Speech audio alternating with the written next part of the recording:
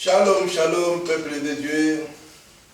Voici, nous sommes là, c'est le dernier vendredi et c'est le dernier jeudi avant qu'on passe à l'année prochaine. Donc voilà, vous êtes grandement bénis, vous qui vont regarder cette émission et cette vidéo plutôt. Et voilà, nous sommes là, peuple de Dieu. Aujourd'hui encore un sujet très important, selon des questions qui sont toujours posées et vous allez voir des réponses. Après la prière, nous allons la prier pour invoquer notre Dieu, que sa présence soit au milieu de nous. Prions l'Éternel. Éternel Dieu, nous te bénissons, nous te sanctifions, Père. Merci, Père Très Saint, pour ces privilèges que tu nous donnes. Tu nous rends encore la vie pour témoigner ta bonté, ta fidélité envers toi, Père Très Saint. Et merci, Père Très Saint, parce que tu es toujours, Père Très Saint, Seigneur, présent. Tu as accompli ta parole, Père Très Saint. Au milieu de nous, Père Saint, tu es là, Père Saint. C'est pour cela, Père, assistez-nous, Père Saint, du début jusqu'à la fin. Nous voulons, Père, aussi avoir des inspirations. Ouvre-nous nos oreilles spirituelles, Père. C'est parce que c'est toi qui donnes l'intelligence. Nous voulons, Père Saint, te reconnaître, Père Saint. Nous n'avons pas rejeté ta connaissance, parce que nous sommes là pour connaître. Parce que le livre, il y a ta parole qui dit, Père Saint, que mon peuple périt faute de connaissances, et parce qu'ils ont rejeté. Mais nous sommes là, Père Saint, pour faire encore les titres bibliques, Père Saint, pour encore donner ce que toi tu nous as donné, Père Saint. Père, c'est pour cela, Père, nous voulons, Père, que tu puisses toucher les âmes, Père Saint, qui vont regarder cette vidéo, et tu puisses les bénir aussi, aussi à ces peuples qui vont regarder cette vidéo et l'esprit de discernement pour comprendre et puis venir à toi, Père Saint Seigneur. Père, nous te bénissons, nous te sanctifions. Merci encore pour le début, Père Saint, de cette année que nous voulons laisser encore dans le creux de ta main. Nous voulons, Père Saint, avoir un Dieu qui protège. Nous savons que, Père, tu es toujours là pour nous protéger. Que ta main sainte protège aussi, Père Saint, ceux qui vont regarder cette vidéo. Une seule personne peut sauver sa famille. C'est ta parole. Nous te bénissons, nous te sanctifions. Dans le nom de notre Seigneur Jésus-Christ, notre Seigneur et notre Sauveur. Amen. Amen. Éternel, notre Dieu, notre Père, nous te louons, nous te rendons grâce. Béni sois-tu et gloire à toi. Ta parole est la vérité, elle est la vie. Et la révélation de tes paroles est claire. Aussi, Seigneur, que tes paroles ne retournent pas à toi sans avoir fait ta volonté. Et que toute la gloire t'en revienne. Gloire au Père, gloire au Fils et gloire au Saint-Esprit. Amen. Amen. Oui, Père éternel, sois loué, sois béni, sois glorifié, oh mon Dieu. Merci de nous réunir sous ton saint regard pour cette étude biblique, pour ce thème délicat. Et nous savons que ta parole est vraie et qu'elle est une lampe sur notre sentier. Et tes promesses sont oui et amen, et ce que ta bouche dit tombera l'accompli. Donne à chacun le discernement, la sagesse, l'intelligence, afin de comprendre ta parole, mais surtout ce que tu nous enseignes, mon Dieu, ce que tu veux que nous fassions pour toi. Interviens aussi pour tout un chacun qui vont regarder, écouter ta parole. Donne-leur aussi le discernement de la sagesse, de l'intelligence, afin qu'ils puissent comprendre ta parole, l'accepter, mais surtout la méditer et la mettre en pratique. Travaille leur cœur, afin qu'ils puissent venir au pied de ta sainte croix et t'accepter comme sauveur et maître. Gloire te soit rendue, oh mon Dieu, dans le bon nom de Jésus-Christ, notre Seigneur et Sauveur. Amen. Amen. Voici, nous sommes là, peuple de Dieu. Vous allez dire, aujourd'hui, il doit s'agir de quoi? Donc, c'est encore un sujet très important. Nous allons découvrir inceste ou pas d'après la Bible. Il y a eu l'inceste ou pas? Comment le monde s'est évolué? Nous allons laisser, sans plus tarder, notre pasteur Christian de nous dévoiler ces secrets-là. Inceste ou pas d'après la Bible? Alors, déjà, il faut comprendre une chose, c'est que quand il n'y a pas de loi, il n'y a pas de péché. Et Dieu ne tient pas compte des temps d'ignorance. Il y a aussi des lois qui ont été promulguées, et donc, dans l'obéissance à Dieu, eh bien, parfois certaines choses qui aujourd'hui sont valables ne le sont plus dans une autre période.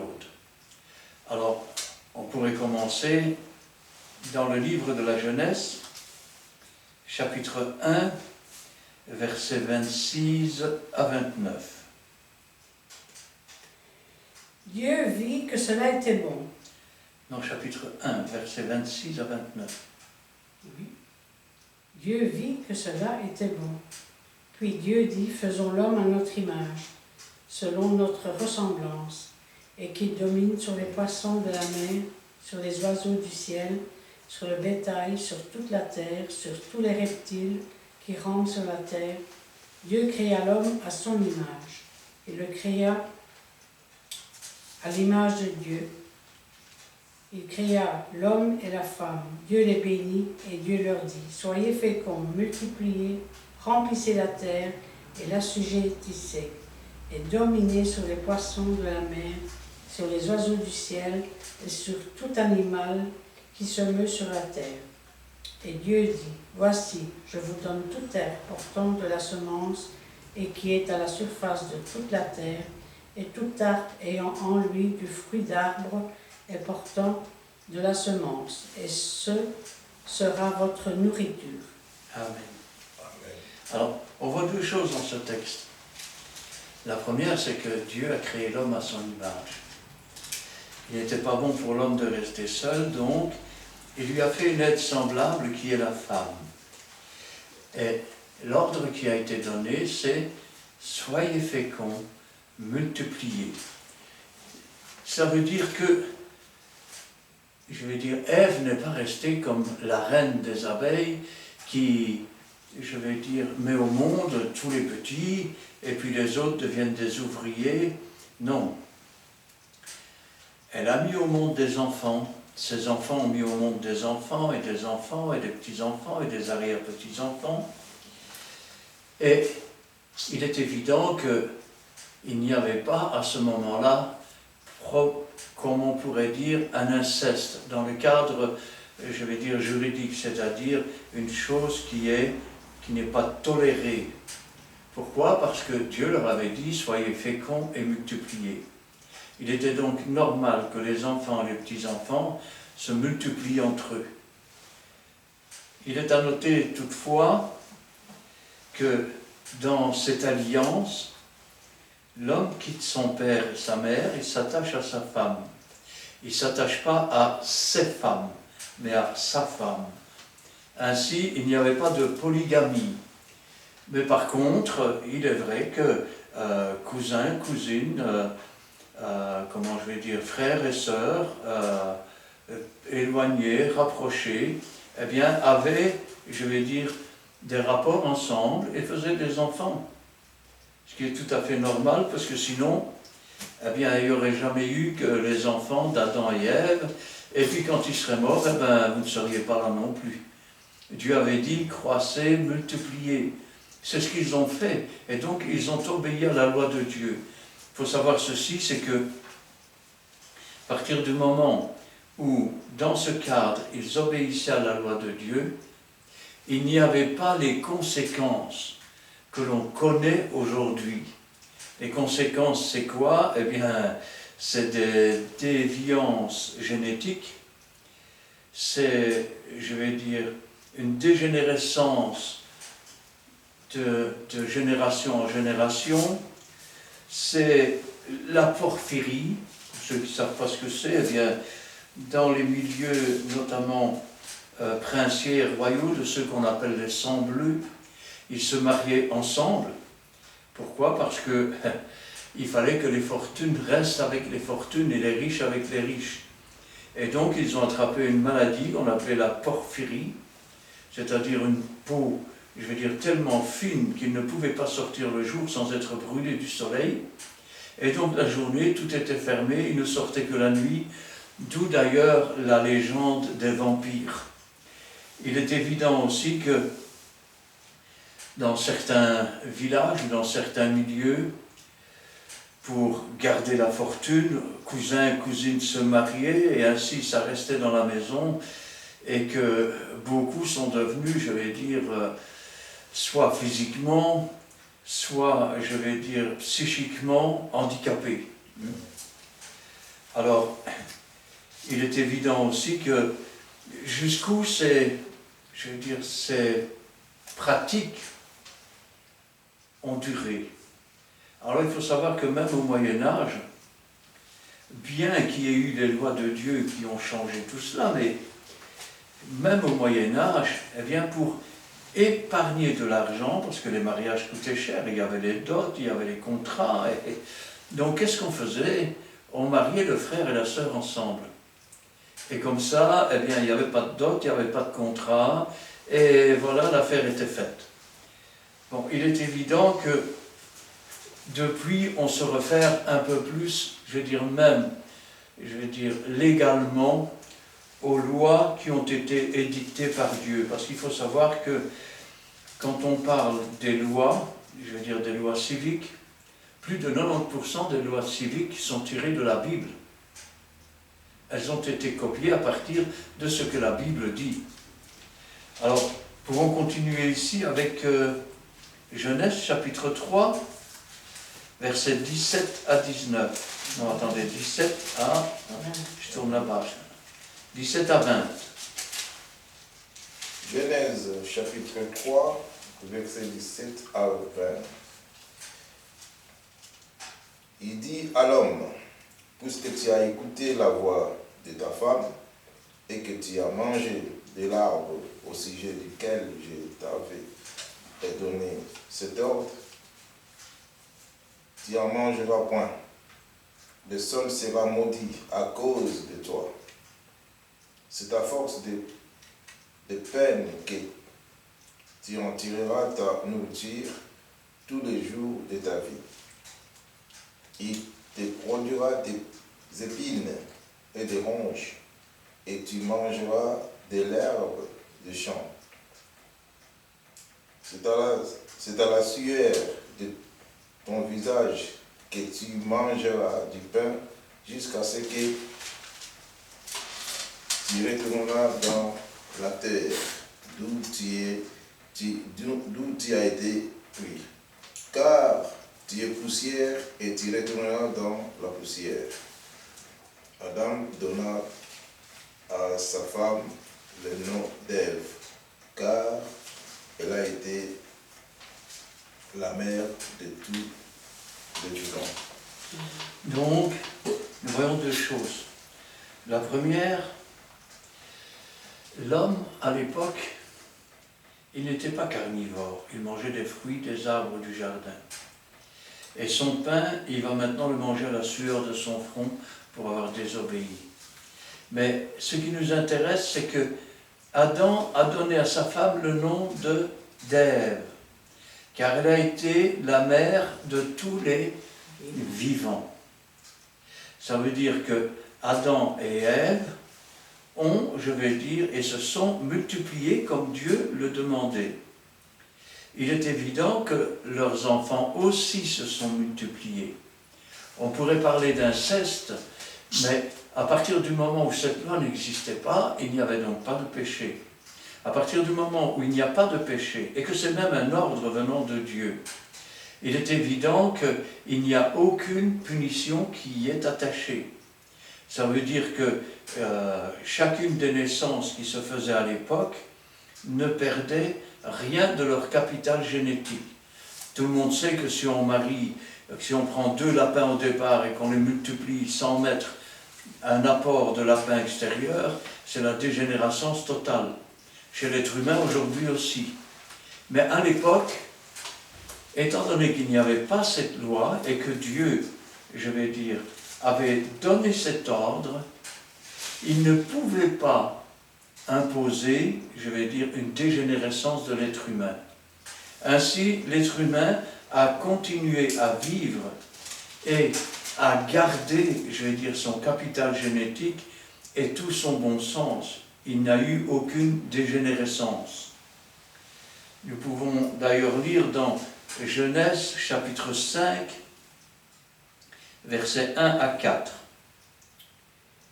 Voici le livre de la postérité d'Adam. Lorsque Dieu créa l'homme, il le fit à la ressemblance de Dieu. Il créa l'homme et la femme, il les bénit, et il les appela du nom d'homme lorsqu'ils furent créés. Adam, âgé de 130 ans, engendra un fils à sa ressemblance, selon son image, et il lui donna le nom de Seth. Les jours d'Adam, après la naissance de Seth, furent de 800 ans, et il engendra des fils et des filles. Amen. Amen. Alors, nous pouvons remarquer que dans cette généalogie, eh bien, on nous parle uniquement des patriarches. Et on nous dit qu'à 130 ans, il a engendré Seth. Et qu'après la naissance de Seth, il a engendré des fils et des filles. Seth lui-même, il va engendrer un patriarche. Et après la naissance du patriarche, il va engendrer des fils et des filles. Pendant 900 ans. Je ne sais pas si vous imaginez. On pourrait dire que Dieu avait favorisé la longueur de la vie des êtres humains à l'époque, leur vigueur aussi, de façon, je vais dire, on pourrait dire, se multiplier aussi vite que des rats, et en aussi grand nombre. Ainsi donc, Dieu avait dit de peupler la terre, de l'assujettir, et on peut dire qu'ils ont obéi à ce que Dieu demandait. Un petit instant. Voilà. Chapitre 5, on l'a vu. Voilà, nous sommes maintenant au temps de Noé. Chapitre 6, et nous pourrons lire là les 10 premiers versets. Lorsque les hommes eurent commencé à se multiplier sur la face de la terre, et que des filles leur furent nées, les fils de Dieu virent que les filles des hommes étaient belles, et ils en prirent pour femmes parmi toutes celles qu'ils choisirent. Alors l'Éternel dit, « Mon esprit ne restera pas à toujours dans l'homme, car l'homme n'est que chair, et ses jours seront de 120 ans. » Les géants étaient sur la terre en ces temps-là, après que les fils de Dieu furent venus vers les filles des hommes, et qu'elles leur eurent donné des enfants. Ce sont ces héros qui furent fameux dans l'Antiquité. L'Éternel vit que la méchanceté des hommes était grande sur la terre, et que toutes les pensées de leur cœur se portaient chaque jour uniquement vers le mal. L'Éternel se repentit d'avoir fait l'homme sur la terre, il fut affligé en son cœur. Wow. Et l'Éternel dit, j'exterminerai de la face de la terre l'homme que j'ai créé, depuis l'homme jusqu'au bétail, aux reptiles, aux oiseaux du ciel, car je me repens de les avoir faits. Et la Bible nous dit, mais Noé trouva grâce aux yeux de l'Éternel. Voici la postérité de Noé,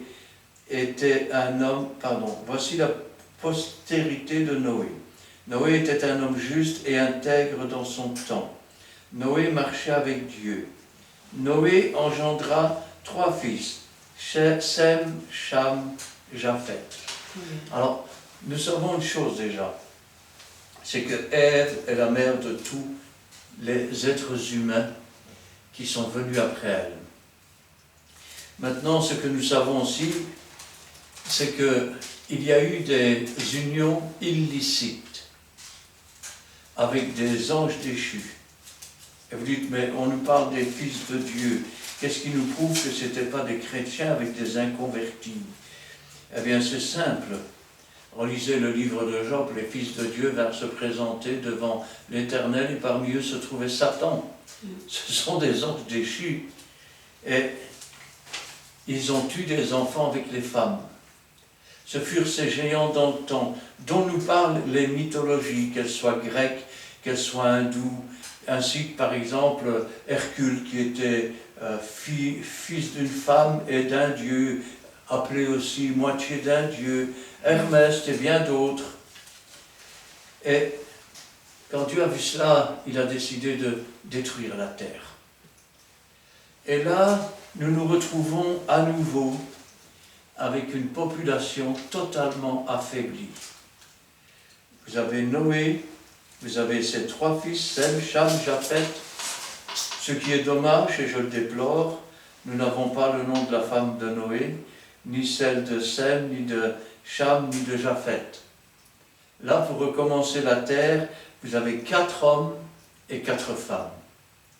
Il est évident que, forcément, la génération suivante, il y a probablement eu des mariages, je vais dire, entre cousins et cousines, peut-être même entre frères et sœurs, mais Dieu avait dit d'assujettir la terre et de la remplir. Et donc, là aussi, ils obéissaient à ce que Dieu demandait. Cependant, une chose a changé. C'est qu'après le déluge, je vous ai dit qu'ils étaient végétariens. Après le déluge, Dieu leur dit, tout animal vous servira de nourriture. Et donc, ils sont devenus omnivores. Maintenant, c'est vrai qu'on ne connaît pas la mère, mais on connaît les descendants. Et pour cela, on peut voir Genèse, chapitre 10, et uniquement le premier verset. Genèse 10, verset 1er. Et voici la prospérité des fils de Noé, Sem, Cham et Japheth. Il leur naquit des fils après le déluge. Ainsi, la postérité de Noé, c'était Sem, Cham, Japheth. Mais la Bible nous dit qu'il leur naquit des fils après le déluge. Des fils et des filles, bien sûr. Alors, nous allons voir que par la suite, il va se passer un nouvel événement. Cet événement, plus connu sous le nom de la tour de Babel, va provoquer un changement profond. On peut dire que c'est la naissance des nations. Alors pour cela, je vais dire, il faut connaître un petit peu la génétique. Je vais essayer d'expliquer simplement. Si vous prenez 2 oiseaux d'un groupe, un groupe par exemple d'oiseaux multicolores, bleu, rouge, blanc, ça existe des oiseaux comme ça, plusieurs couleurs. Vous ne prenez que 2 individus, vous les mettez sur une île tout seul. Vous revenez 20 ans après, et vous en prenez 2 autres, vous les mettez sur une autre île, et 2 autres, vous les mettez sur une autre île. 20 ans après, vous revenez, il y a par exemple des oiseaux bleus ici. Pourquoi? Parce que ces 2 qui se sont séparés du groupe n'avaient pas les gènes pour faire des couleurs rouges, ou il fallait pour cela qu'ils soient tous mélangés ensemble. Vous allez sur l'autre île, vous allez avoir, toujours avec la même forme et tout, mais des oiseaux jaunes. Et puis sur la 3e île, vous allez peut-être avoir, je ne sais pas, des oiseaux verts ou blancs. Pourquoi? Parce que le capital génétique a été appauvri. Pourquoi je dis cela? Parce que après la tour de Babel, des groupes de gens se sont dispersés. Dieu les a dispersés sur la terre. C'est la naissance des nations, donc de plusieurs peuples différents, mais c'est aussi la naissance, je vais dire, de l'homme imparfait. L'homme imparfait, pourquoi? Parce que privé de la totalité des êtres humains qui étaient avec lui, des caractéristiques sont apparues. Par exemple, je ne peux pas vous dire si il nous manque à nous un gène qui nous permet d'avoir des yeux bridés, ou est-ce que c'est les Asiatiques chez qui il manque un gène pour avoir un œil rond? Je ne peux pas vous dire s'il manque un gène chez le blanc que pour devenir noir, ou si c'est chez le noir pour devenir blanc. Parce que pour cela, il faudrait connaître, je vais dire, le capital génétique de l'humanité avant la séparation. pour le retrouver, je pense qu'il faudrait remélanger tous les êtres humains ensemble. Alors on retrouverait peut-être, condition que, je vais dire, il n'y ait pas non plus, comment je vais dire, qu'il faille un certain temps, peut-être 1 siècle, 2 siècles, 3 siècles, 4 siècles, alors on retrouverait l'homme tel qu'il était avant qu'on les sépare les uns des autres. Alors nous pouvons lire Genèse chapitre 11, le verset 1 et puis le verset 5 à 9. Toute la terre avait une seule langue et les mêmes mots. Verset 5. L'Éternel descendit pour voir la ville et la tour que baptisaient les fils de l'homme. Et l'Éternel dit, voici, ils forment un seul peuple et ont tous une même langue. Et c'est là ce qu'ils ont entrepris. Maintenant, rien ne les empêcherait de faire tout ce qu'ils auraient projeté. Allons, descendons, et là confondons leurs langues, afin qu'ils n'entendent plus la langue les uns des autres.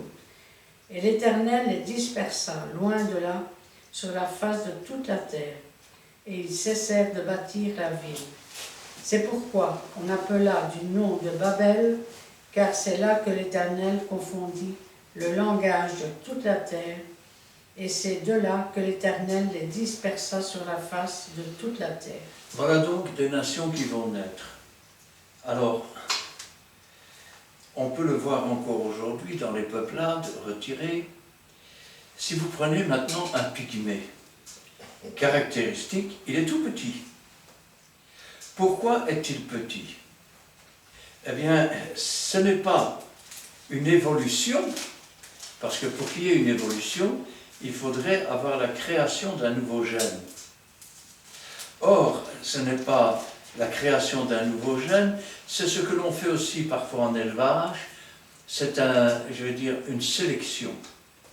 C'est-à-dire que si dans leur tribu, les petits étaient considérés comme des êtres supérieurs et magnifiques, eh bien tous les petits se mélangeaient ensemble, et donc ils sont devenus tout petits. De même, si vous prenez d'autres tribus, eh bien, vous avez des géants. Pourquoi? Parce que là, peut-être être grand, c'est un critère, je vais dire, pour être... Et donc, tous les grands se mélangent ensemble. Et donc, il n'y a plus de petits. C'est la même chose, je vais dire, qu'on fait avec les animaux quand on sélectionne les chevaux les plus petits, les plus petits, les plus petits, pour finalement obtenir des chevaux nains. Ou de grands chevaux. Alors, ça ne veut pas dire qu'il y a eu une évolution quelconque, parce qu'encore une fois, pour qu'il y ait une évolution, il faudrait d'abord qu'il y ait un nouveau gène. Et que ce gène, quelque part, vienne ajouter au capital de départ. Or, il faut savoir ceci, c'est que d'après tous les scientifiques réels, les généticiens réels, l'homme est ce qu'on appelle un taxone. C'est-à-dire qu'il a toujours été là, et il a toujours été, je vais dire, tel qu'il est aujourd'hui. On peut même dire que génétiquement parlant, les animaux ne descendent pas de l'homme, et l'homme ne descend pas des animaux. Pourquoi? Parce que la première chose que l'on remarque quand on fait une prise de sang, et notamment dans des enquêtes policières, est-ce du sang animal ou du sang humain? Il y a quelque chose dans le sang humain qui n'existe dans aucun animal. Ça veut dire que nous ne pouvons pas descendre des animaux. Et les animaux ne peuvent pas descendre de nous. Alors, pendant toute cette période, ces nations vont quelque part, je vais dire, former des groupes, des pays. Et dans ces pays, ils vont fonder leurs propres lois. Il y a notamment la loi d'Hammurabi qui correspond, je vais dire, à Abraham. Abraham qui venait de Mésopotamie et donc qui venait de l'Irak. Abraham, dans ses lois de son pays, eh bien, lorsqu'un homme ne pouvait pas avoir d'enfant, sa femme pouvait lui donner la servante pour qu'elle fasse un enfant qui porte le nom de son mari, et qu'il puisse hériter de ses biens. Et de la même façon, je vais dire, dans ces lois, il n'était pas rare que la polygamie existe et que donc il puisse épouser sa demi-sœur, c'est-à-dire la fille de la femme de son père, qui n'était pas sa mère. C'est le cas d'Abraham ici. Nous avons ici dans la Genèse, chapitre 19, verset... Non, pardon. D'abord, avant de parler d'Abraham, on va parler de Lot. Lot non plus n'avait pas ses lois, et il faut comprendre que, comment je vais dire, comme ces lois n'avaient pas été données, il y avait des choses qui se faisaient parfois et qui étaient, aujourd'hui on appellerait ça de l'inceste, et qui n'étaient pas, je vais dire, tout à fait normales dans notre sens à nous, c'est-à-dire dans notre éducation, dans les lois qui régissent les pays dans lesquels nous vivons aujourd'hui, et puis, je vais dire, dans la nation dans laquelle nous vivons. Nous avons ici le cas de Lot, chapitre 19 de la Genèse, à partir du verset 30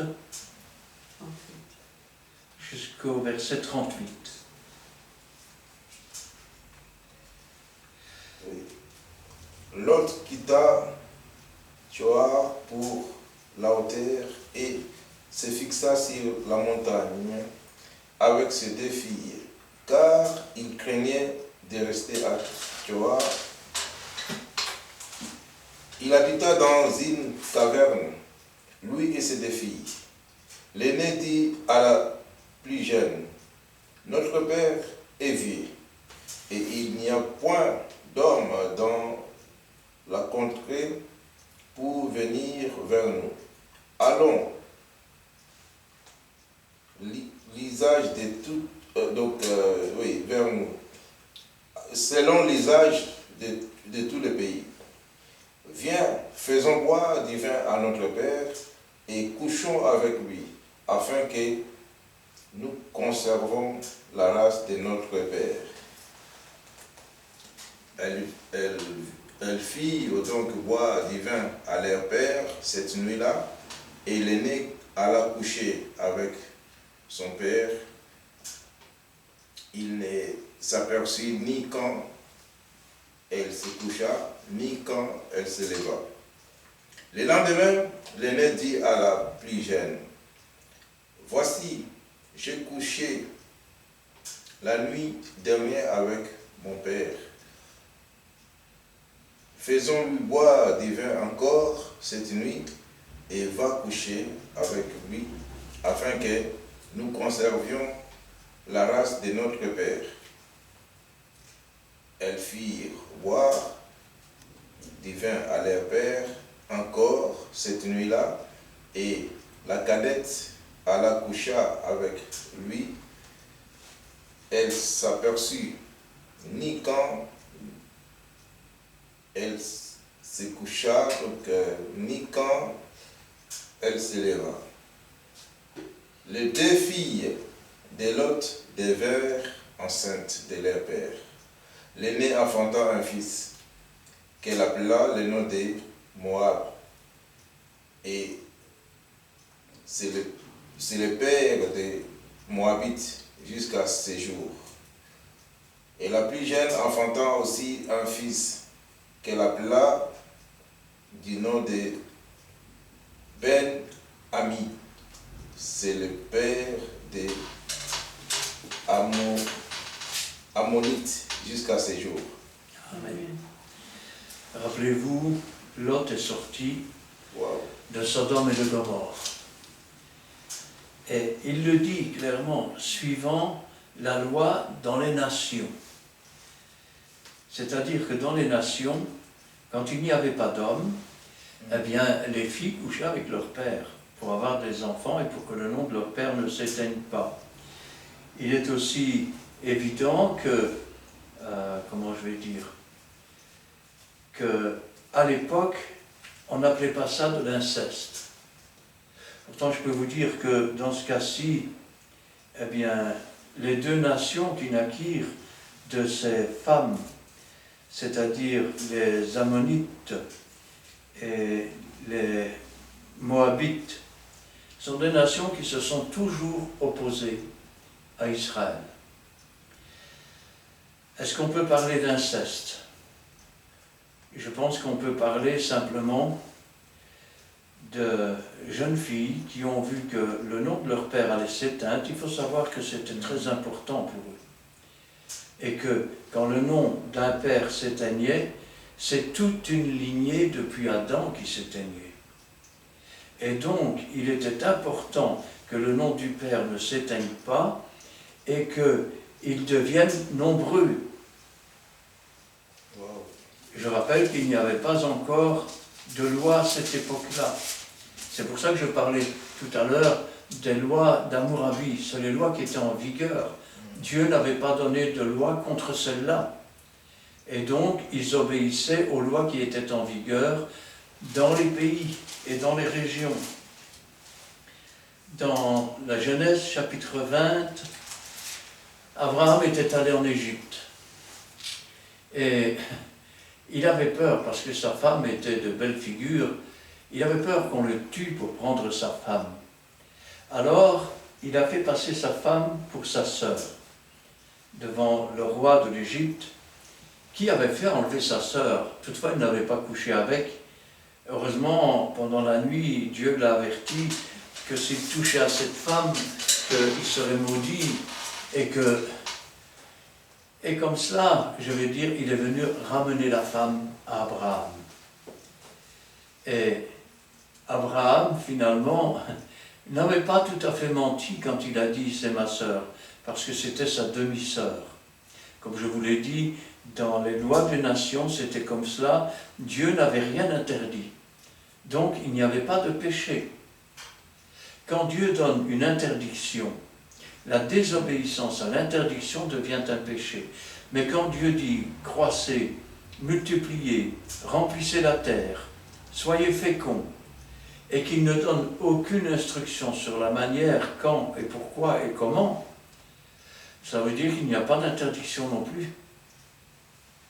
Et nous pouvons lire chapitre 20, verset 11, c'est la réponse qu'il fait, et je vais dire, au roi des Égyptiens.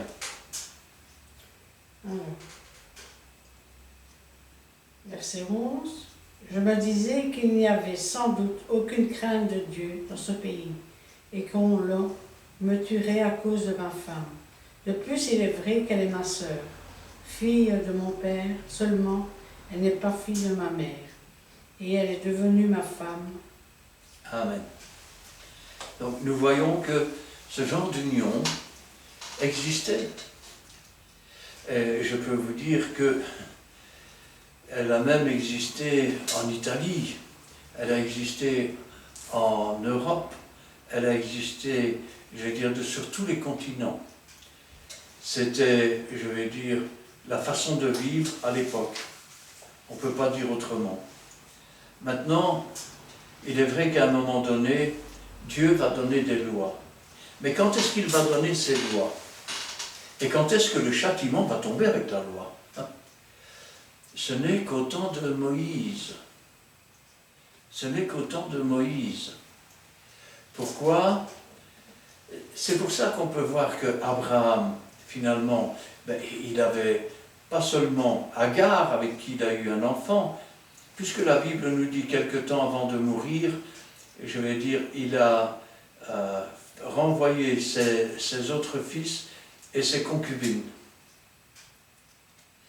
Ismaël a d'ailleurs hérité aussi de son père, puisque c'est Isaac et Ismaël qui l'ont enterré. Maintenant, on peut voir que Jacob, qui avait été trompé, d'accord, c'est parce qu'il a été trompé qu'il a épousé Léa et Rachel. Mais rappelez-vous qu'il a eu des enfants avec la servante de Léa et avec la servante de Rachel. C'était la loi d'Hammurabi. Eh oui, et je vais dire que même en Israël, je vais dire, il est resté des lois pour protéger le nom des enfants. Et le nom, je vais dire, de celui qui était mort. Mais ça, on verra après. Là, maintenant, on va voir les lois que Dieu a promulguées au temps de Moïse. Chapitre 20, à partir du verset 10. Si un homme commet un adultère avec une femme mariée, s'il commet un adultère avec la femme de son prochain, l'homme et la femme adultères seront punis de mort. Si un homme couche avec la femme de son père et découvre ainsi la nudité de son père, cet homme et cette femme seront punis de mort, leur sang retombera sur eux. Si un homme couche avec sa belle-fille, ils seront tous deux punis de mort. Ils ont fait une confusion, leur sang retombera sur eux. Si un homme couche avec un homme, comme on couche avec une femme, ils ont fait tous deux une chose abominable. Ils seront punis de mort, leur sang retombera sur eux. Si un homme prend pour femme la fille et la mère dans la même maison, c'est un crime. On les brûlera au feu, lui et elle, afin que ce crime n'existe pas au milieu de vous. Ce qui veut dire qu'épouser la mère et la fille en même temps, comme Hérode le tétrarque voulait faire, ça n'existe pas. Si un homme couche avec une bête, il sera puni de mort, et vous tuerez la bête. Et vous dites, c'est possible une chose pareille, c'est dégueulasse. Alors, pour ceux qui ne savent pas, ça s'appelle de la zoophilie. Des hommes et des femmes couchent avec des chiens, avec des chevaux, avec des vaches, avec des moutons. Et Dieu dit qu'il sera puni de mort, et vous tuerez la bête. Si une femme s'approche d'une bête pour se prostituer à elle, tu tueras la femme et la bête. Elles seront mises à mort, leur sang retombera sur elles. Si un homme prend sa sœur, fille de son père ou fille de sa mère, s'il voit sa nudité, qu'elle voit la sienne, c'est une infamie. Ils seront retranchés sous les yeux des enfants de leur peuple. Il a découvert la nudité de sa sœur, il portera la peine de son péché.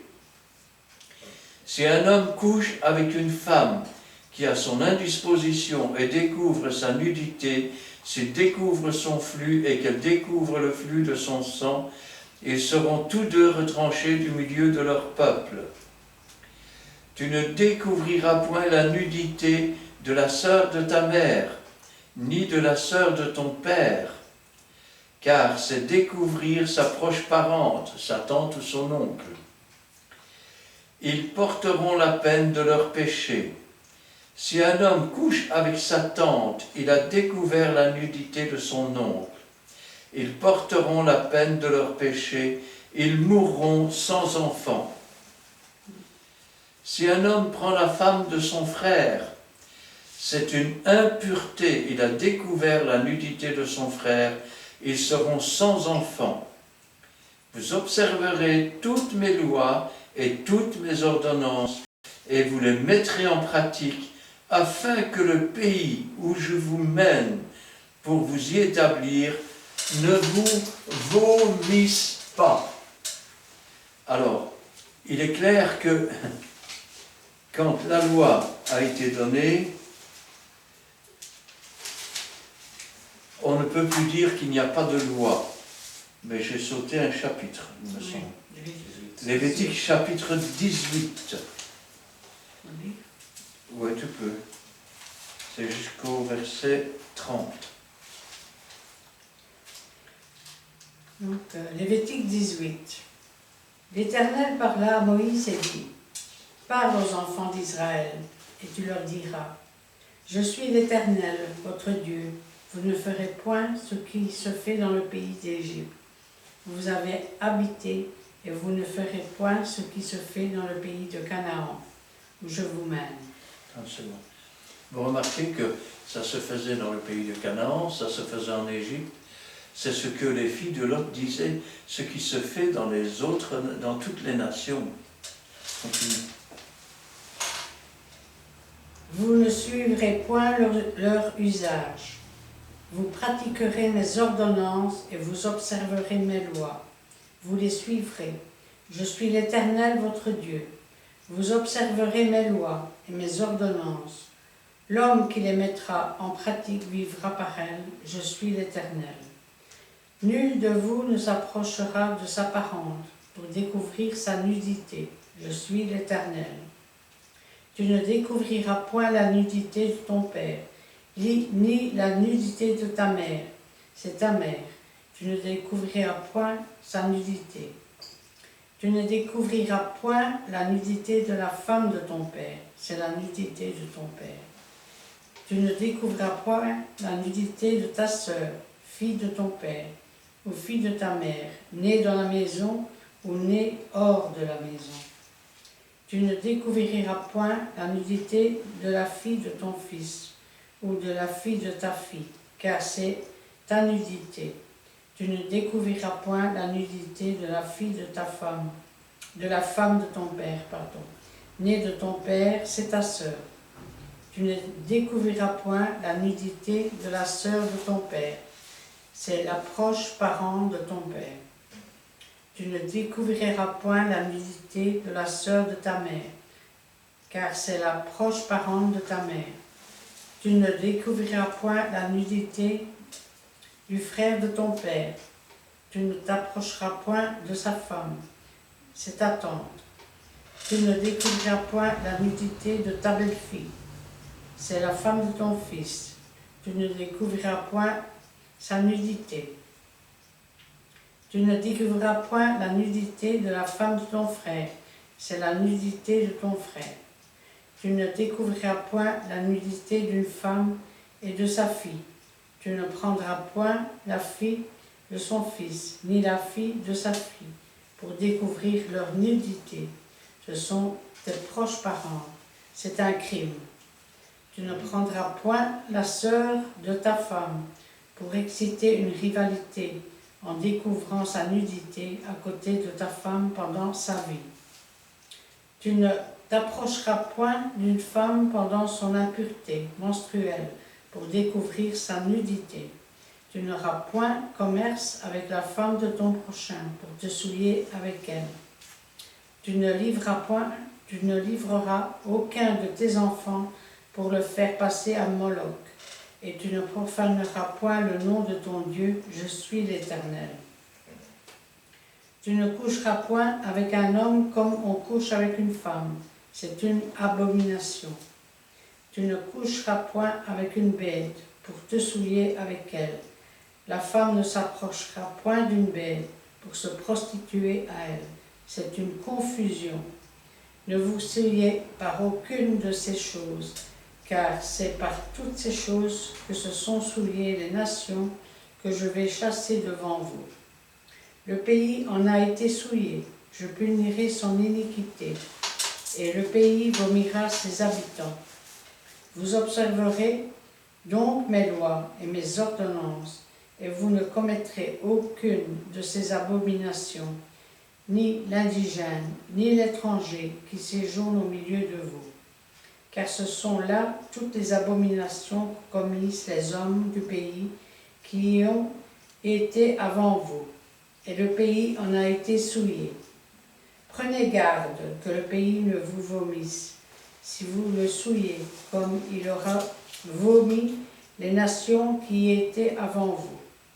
Car tous ceux qui commettront quelqu'une de ces abominations seront retranchés du milieu de leur peuple. Vous observerez mes commandements et vous ne pratiquerez aucun des usages abominables qui se pratiquaient avant vous. Vous ne vous en souillerez pas, je suis l'Éternel, votre Dieu. Amen. Maintenant, la loi est donnée. Elle est donnée à 2 reprises. La loi, elle dit quoi? Elle dit qu'on ne prend pas une femme et sa fille dans la même maison. Elle dit que la fille ne couche pas avec le père avec la fille, la mère avec le fils. Elle dit qu'on ne prend pas sa tante, ses cousins et ainsi de suite pour coucher avec eux. La Bible dit que c'est de l'inceste finalement. Pourquoi? Parce que l'ordre ou l'ordonnance de remplir la terre a été remplie. Donc, il n'est plus besoin de cela. Et puis Dieu veut un peuple maintenant qui va marcher d'une autre façon. Si nous voulons, je vais dire, chercher même la petite bête, finalement que nous nous marions avec n'importe qui dans le monde. Nous nous marions avec un parent, puisque nous descendons tous d'Ève, puisque nous descendons tous de Shem, Cham, Japhet et de Noé. La différence, il utilise proches parents. Pourquoi pas avec des proches parents? Parce que le capital génétique s'appauvrit, parce qu'il se dégrade, parce que des villages entiers, où quand on passe dans ces villages, on se dit mais les gens n'ont pas l'air normal dans ce village. En fait, c'est tous les mariages entre cousins et cousines, pour pas que l'argent, pour pas que les terres, pour pas que soient dispersés. Et ainsi ça restait dans la famille. Seulement, beaucoup de familles ont aussi disparu de cette façon. Quand Dieu nous parle, je vais dire, de cet inceste, quand il dit non, on ne fera pas cela avec des proches parents, il sait que nous sommes tous nés d'une même femme. Il sait que nous sommes tous nés, je vais dire, du patriarche Noé. Mais la différence, c'est que dans les parents éloignés, la génétique reste à ce moment-là complète et se renouvelle. Alors que dans les parents proches, eh bien, on finit par perdre certains gènes, comme ça s'est produit lors de la tour de Babel. Ce qui a fait qu'il y a eu des Asiatiques, qu'il y a eu des Noirs, qu'il y a eu des Blancs, qu'il y a eu des grands, qu'il y a eu des petits. Et Dieu ne veut pas que nous nous dégradions. Il veut au contraire que nous nous enrichissions. Comment cela? En allant chercher ailleurs que dans les proches parents, nous allons alors renouveler le capital génétique de la famille. Et ainsi, comment je vais dire, si par exemple nous avons un problème génétique dans la famille qui peut être, je vais dire, on ne sait pas, quelque chose, eh bien, le mélange avec d'autres peut ramener les gènes qui manquaient. Et donc, ainsi, consolider. Maintenant, quand on nous parle, puisque je parlais tout à l'heure de génétique et d'évolution, quand on parle d'évolution, d'abord il faudra un nouveau gène, je l'ai déjà dit tout à l'heure, mais ensuite il faut savoir ceci, c'est que la nature nous enseigne. Ainsi, par exemple, c'est déjà arrivé, imaginons qu'il naisse un âne à 2 têtes, ou qu'il naisse un chien à 5 pattes. Ou, ben oui, ça arrive. Il y a une chose que peu de gens savent, c'est que ces animaux qui semblent montrer une certaine évolution vers un genre différent sont stériles. Et donc, ils ne peuvent pas se reproduire. Ce qui nous montre que plutôt que d'aller vers une évolution de l'homme, eh bien, nous allons vers une stabilisation de l'homme. Ainsi, comme je disais tout à l'heure, l'homme est donc un taxone. Et l'homme, pour pouvoir continuer à vivre depuis cette ordonnance, eh bien, il a besoin de tout, je vais dire, le capital génétique. Nous allons voir que, une fois que Dieu a donné sa loi, il y a des punitions. La punition, c'est quoi? Nous en avons entendu une partie. Mais à un certain moment, eh bien, Israël aussi s'était écarté de Dieu. Israël faisait des choses qu'il ne fallait pas et qui étaient contraires aux lois. Et Ézéchiel nous les raconte dans le chapitre 22. Nous pouvons lire là les 12 premiers versets.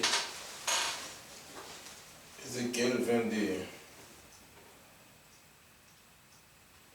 Les 12 premiers versets. La parole de Dieu, la parole de l'Éternel me fit adresser en ces mots. Et toi, fils de l'homme, jugeras-tu la ville sanguinaire Fais-lui connaître toutes ces abominations. Tu diras, ainsi parle le Seigneur l'Éternel, ville qui répand le sang du milieu de toi, pour que ton jour arrive et qui te fait des idoles pour te suivre.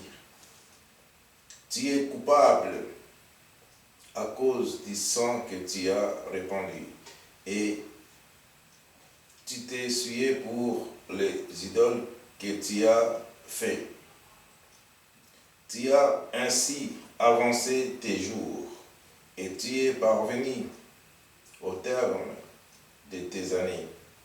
C'est pourquoi je te rends un objet d'opprobre pour les nations et de moquerie pour tous les pays. Ceux qui sont près et ceux qui sont au loin te moqueront de toi. Se moqueront de toi plutôt. De toi qui es essuyé de réputation et plein de troubles. Voici au-dedans de toi, tous les princes d'Israël s'usent de leur force pour répandre le sang. Au-dedans de toi, l'on méprise père et mère, on maltraite l'étranger, on opprime l'orphelin et la veuve. Tu dédaignes mes sanctuaires, tu profanes mes sabbats. Il y a chez toi des calomniateurs pour répandre le sang. Chez toi, l'on mange sur les montagnes, on commet les crimes dans ton sein. Au milieu de toi, on découvre la nudité du Père. Au milieu de toi, on fait violence à la femme pendant son impureté. Au milieu de toi, chacun se livre à des abominations avec la femme de son prochain. Avec la femme de son prochain, chacun se suit pour l'inceste avec sa belle-fille. Chacun déshonore sa sœur, fille de son père. Chez toi, l'on reçoit des présents pour répandre le sang. Tu exiges un intérêt et une usure. Tu dépouilles ton prochain par la violence. Et moi, tu m'oublies, dit le Seigneur l'Éternel. Amen. Outre, je vais dire, tous les reproches qui est fait, regardez bien, au milieu de toi, on découvre la nudité du Père. C'est-à-dire qu'on couche avec la femme du Père. Au milieu de toi, on fait violence à la femme pendant son impureté. C'est-à-dire qu'on couche avec une femme qui est indisposée. Au milieu de toi, chacun se livre à des abominations avec la femme de son prochain, l'adultère. Chacun se souille par l'inceste avec sa belle-fille. Chacun déshonore sa sœur, fille de son père. Et chez toi, on reçoit des présents pour répandre le sang. Il est clair que, à partir du moment où Dieu avait donné cet ordre, tous ceux qui continuaient ces pratiques étaient et sont, je vais dire, toujours en abomination devant Dieu. Ça veut dire que on ne peut pas, je veux dire, coucher avec la femme de son père, avec sa mère, avec sa sœur, avec sa cousine, avec... Ce sont des abominations.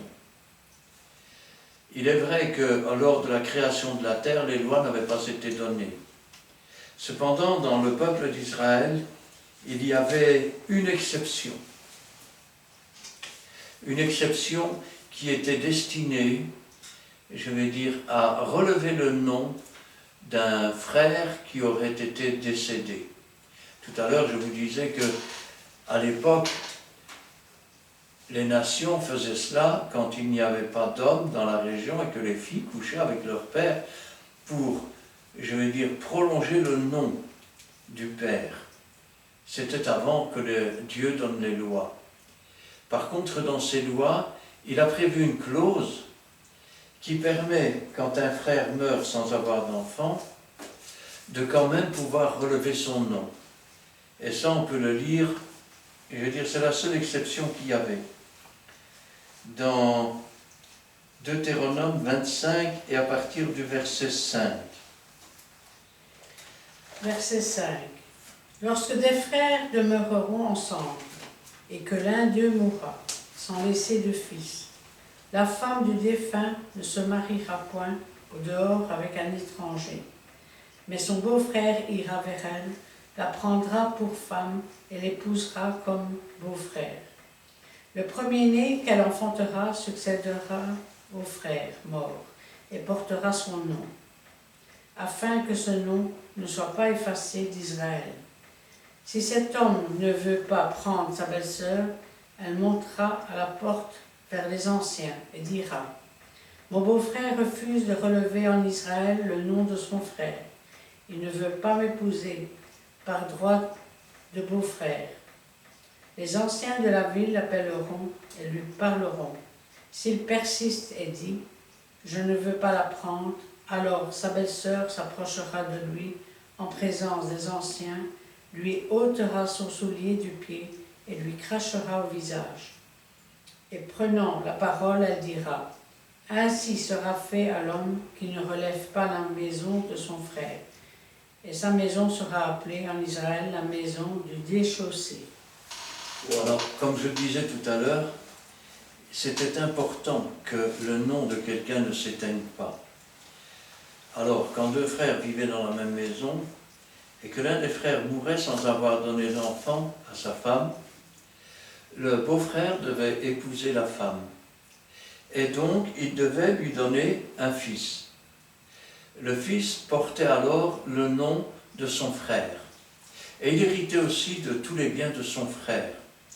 Il y a le cas dans la Bible, je ne l'ai pas pris, mais si vous cherchez le report à partir du dernier chapitre qu'on a lu, vous allez le trouver, où un homme avait épousé sa belle-sœur, mais il ne voulait pas lui donner d'enfant, ce qu'il voulait c'était s'amuser avec. Et donc la Bible nous dit qu'il se retirait à terre. Et quand Dieu a vu cela, Dieu l'a fait mourir. Quand l'homme refusait de prendre sa belle-sœur pour femme et de donner donc un enfant qui porte le nom de son frère et qui hérite des biens de son frère, on l'amenait devant le conseil. Et là, eh bien, elle lui ôtait sa chaussure, elle crachait à sa figure, et tous les gens à ce moment-là, c'était comme une honte. C'était la maison du déchaussé, c'était la maison de celui qui avait permis que le nom de son frère meure, et qu'on n'entende plus jamais ce nom, et que sa descendance n'existe plus, et que donc il s'éteigne sur la terre. C'était une chose terrible. Encore aujourd'hui, on peut dire que combien d'hommes et de femmes qui ne savent pas avoir d'enfants, qui se disent « mon nom va s'éteindre, après moi il n'y aura plus rien ». C'était une chose terrible. C'est pour cela que Dieu a fait une exception dans ce cas. Mais il est évident que, à partir de là, nous pouvons dire que, un, le frère était célibataire, deux, comme le mariage c'est jusqu'à ce que la mort sépare, la veuve était parfaitement libre. Et donc la coutume voulait Et les ordonnances de Dieu voulaient que le frère épouse la belle-sœur et que donc ainsi le nom de son frère ne disparaisse pas. Mais parlons d'aujourd'hui. Nous vivons dans un monde de plus en plus pécheur. Je peux vous dire par exemple que les juges eux-mêmes, je vais parler pour la Belgique, je ne connais pas les autres pays, les juges eux-mêmes ont dû se raviser en Belgique. Parce que c'est vrai que dans les divorces, parfois, il y avait des plaintes pour inceste. Mais à partir du moment où un certain monsieur Dutroux s'est fait arrêter pour avoir kidnappé des petites filles, et ainsi de suite, on ne va pas revenir là-dessus, eh bien, les juges se sont vus confrontés à une multiplication, non pas par 2, mais par 20, par 40 fois. Chaque fois qu'une femme venait pour divorcer, il a touché à mes enfants.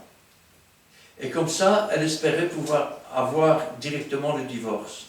Sauf que les juges se sont dit, il y a une corrélation entre les deux à quelque chose de pas normal. Pourtant, je peux vous dire une chose, et il y a peu de gens qui le savent, mais je crois que on peut dire qu'au moins une maison sur 4, vous entendez, c'est beaucoup, c'est énorme, une maison sur 4, le père couche avec la fille, la mère couche avec le fils, le frère et la sœur couchent ensemble, ou alors le père avec la belle-fille, ou la mère avec le beau-fils. Remarquez, c'est un peu normal, hein? Vous allez me dire, c'est normal. Regardez un petit peu ce que vous regardez. Si vous regardez, comment est-ce qu'on appelle ça? Les feux de l'amour. Qui n'a pas couché avec qui dans ce film? Si vous regardez, quel autre feuilleton qu'il y a encore? Il y a des tas de feuilletons comme ça. Ce sont des feuilletons qui reviennent jour après jour, semaine après semaine. Eh bien, vous vous apercevez au bout d'un moment que tout le monde couche avec tout le monde.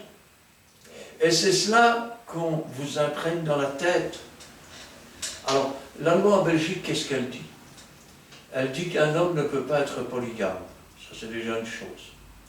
Elle dit que s'il y a eu un adultère avec la belle-sœur, avec la belle-fille, là, il y a un motif de divorce. Par contre, elle dit qu'un homme peut avoir une épouse et qu'avec l'accord de sa femme, il peut avoir, je vais dire, des amis. On appelle ça des amis à ce moment-là. Ce n'est pas considéré comme de la polygamie en Belgique, du moins devant les juges. Mais devant Dieu, l'homme quittera son père, sa femme, il s'attachera à elle, ils deviendront une seule chair. Ils ne sont pas 2, ils ne sont pas 3, ils ne sont pas 4. Alors, que chacun ait non pas ses femmes, mais sa femme. Et que chaque femme ait non pas ses maris, mais son mari. Si vous commettez l'adultère, si vous commettez l'inceste, vous n'entrerez pas dans le royaume des cieux. C'est à cause de ces choses-là que le pays a vomi ses nations. Et Israël avertit, si vous faites ces choses-là, le pays vous vomira. Et je vous dis aujourd'hui que si vous commettez de telles choses, homme avec homme, des choses infâmes, avec la belle-sœur, avec le beau-frère, avec la tante, avec l'oncle, avec la cousine, avec ceci, avec cela, c'est la cité céleste qui vous vomira. Et c'est la nouvelle terre qui va vous vomir. Autrement dit, dehors les chiens, les enchanteurs, les magiciens, les adultères et tous ceux qui commettent ces choses-là. C'est une mise en garde. Rappelez-vous, quand le prophète dit, si tu fais cette chose, tu vas mourir, c'est pour que vous vous repentiez, pour que vous vous sépariez de cette chose, et pour que cette chose soit pardonnée et oubliée, et que vous puissiez revenir à la vie. C'est pour ça que je vous le dis, si vous faites cela, vous mourrez. Et j'espère que ça va faire boum, et que cette explosion va changer votre vie et votre cœur. Amen. Amen. Voici, bien-aimés, vraiment très intéressant. Et vous qui nous suivez chaque jour, des vendredis, donc chaque fois que nous sommes là, des jeudis plutôt, ouais. Merci ma sœur Luigi. Donc voilà, nous sommes là chaque jeudi. Et vraiment, la patience de regarder et puis relire les versets qu'on a cités ici, c'est vraiment très intéressant. Vous allez connaître, il y a eu de l'inceste, mais la loi n'était pas là. Au moment où Dieu a établi la loi, là, nous sommes conscients de ce que Dieu a interdit. Et voici, je vous laisse le temps encore de découvrir. Vous qui aimez bien lire, vous qui aimez bien aussi la vérité, on tourne tout autour de la parole de Dieu. Donc c'est Dieu qui nous inspire pour poser aussi vos questions. Je vais encore relever un défi pour faire des titres. Même adresse, si YouTube, nous sommes avec le pasteur Christian Delso, D-E-L-S-A-U-X.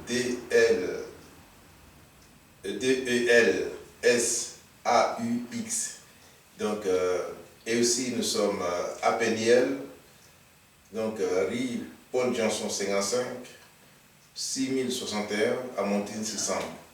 Donc, veillez vraiment à voir cette vérité en vous et vous verrez que vraiment la vérité va vous affranchir pour ne pas rester dans l'obscurité, donc dans l'inconscient, dans l'ignorance, parce que vous allez périr dans votre ignorance. Et cette vérité, ça va vous délivrer de beaucoup de choses. Regardez cette vidéo, que Dieu vous bénisse. Amen. Nous allons terminer par la prière, parce que nous avons commencé par la prière. Prions l'Éternel. Éternel Dieu Tout-Puissant, merci, parce que Père Saint, nous savons bien que tu es notre Dieu, que tu nous montres encore des choses cachées. C'est pour cela que ta parole Dieu dit, invoque-moi, je te répondrai, je te montrerai des choses cachées. Voici maintenant, Père Saint, que tu commences à nous montrer des choses cachées. Père, nous te disons merci pour cela. Nous te disons aussi merci pour ceux qui vont regarder cette vidéo. Merci, Père Saint, bénis leur famille, Père Saint. Bénis toute personne, Père Saint, qui aura le temps de regarder cette vidéo. C'est pour cela, Père Saint. Nous sommes très reconnaissants envers toi. Tu ne nous laisseras pas des offres, tu es toujours là jusqu'à la fin du temps. Tu nous as inspiré de faire cette étude biblique et aussi de dire la vérité, tellement la vérité, pour ne pas cacher des choses. Père, merci aussi, Père Saint, pour nous épargner, Père Saint, pour aussi nous inspirer pour la prochaine fois, Père Saint, que nous allons faire aussi, Père Saint, les études bibliques. Nous te bénissons, nous te sanctifions, Père Saint. Bénis notre chemin de retour. C'est pour cela, Père Saint, soit notre bouclier, soit notre refuge contre le diable.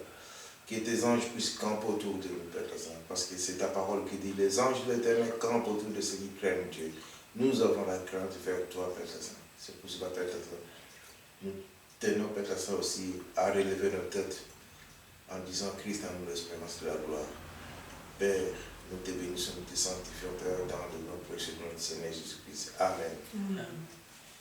Éternel, notre Dieu, notre Père, nous te louons, nous te rendons grâce dans le beau et puissant nom de Jésus-Christ, notre Sauveur. Nous voulons te remercier pour ta parole qui est la vérité, qui est la vie. Et je veux te prier, Seigneur, pour que ton esprit s'en empare et que ceux qui l'entendent, Seigneur, s'ils sont dans le cas, puissent se repentir, changer de vie et revenir à la vérité et à la sainteté. Et que ceux, Seigneur, qui ne commettent pas ces choses, puissent entendre, Seigneur, et lorsque la tentation viendra, qu'ils puissent regarder ces choses comme des abominations et s'en écarter, résister et s'enfuir loin de vous. Béni sois-tu et gloire à toi, Seigneur, que ta volonté soit faite et que toute la gloire te revienne. Gloire au Père, gloire au Fils et gloire au Saint-Esprit. Amen. Amen. Amen. Merci Seigneur pour cet instant béni passé à ta présence. Merci Seigneur car ce soir tu ne veux pas que nous soyons dans l'ignorance. C'est pourquoi tu nous as enseigné ce thème, l'inceste ou pas, d'après la Bible. Et d'après tous les récits bibliques, tu nous l'as montré. Tu ne veux pas que nous soyons contraires à ton enseignement, à tes ordres. Tu veux que nous soyons dans la vérité C'est pourquoi, par la bouche de ton serviteur, tu nous as donné, Seigneur, ton enseignement qui est précieux. Tu nous as donné ta parole, tes préceptes, tes ordonnances, et nous voyons que tu es un Dieu d'ordre. C'est toi qui as créé l'homme et la femme à ton image. Tu as donné l'ordre d'être fécond, de multiplier, mais tu as donné des avertissements. Et nous avons écouté et nous voulons mettre en pratique ce que tu nous as enseigné. Amen. Et pardonne-nous aussi, Seigneur, nos péchés, nos iniquités, nos manquements. Et conduis-nous toujours par la puissance de ton Saint-Esprit dans toute ta vérité. Et que ton Saint-Esprit brûle en nous tout ce qui te déplaît. Et je remets aussi tous ceux qui regardent et qui écoutent cette vidéo. Surtout qui écoutent la parole de l'Éternel, parole vivante et vraie, parole qui est une lampe sur le chemin. Vous qui écoutez, vous qui vous posez des questions, vous qui n'êtes pas affermis sur le chemin que l'Éternel a tracé, mettez-vous à nu devant l'Éternel. Demandez-lui pardon pour toutes vos fautes, tout ce que vous avez commis, et afin de recevoir entièrement cette parole et de l'accepter, de la méditer, mais de la mettre en pratique, afin que l'Éternel vous fasse grandir en lui, car la vérité en franchit, la vérité fait grandir. Et soyez tous bénis dans le nom de Jésus-Christ, notre Seigneur et Sauveur, car la parole et l'enseignement de l'Éternel, notre Dieu, est vrai. Amen. En cette fin d'année, nous vous souhaitons aussi de bonnes fêtes et que l'Éternel fasse luire sur vous sa grâce et des bénédictions. Amen. Amen.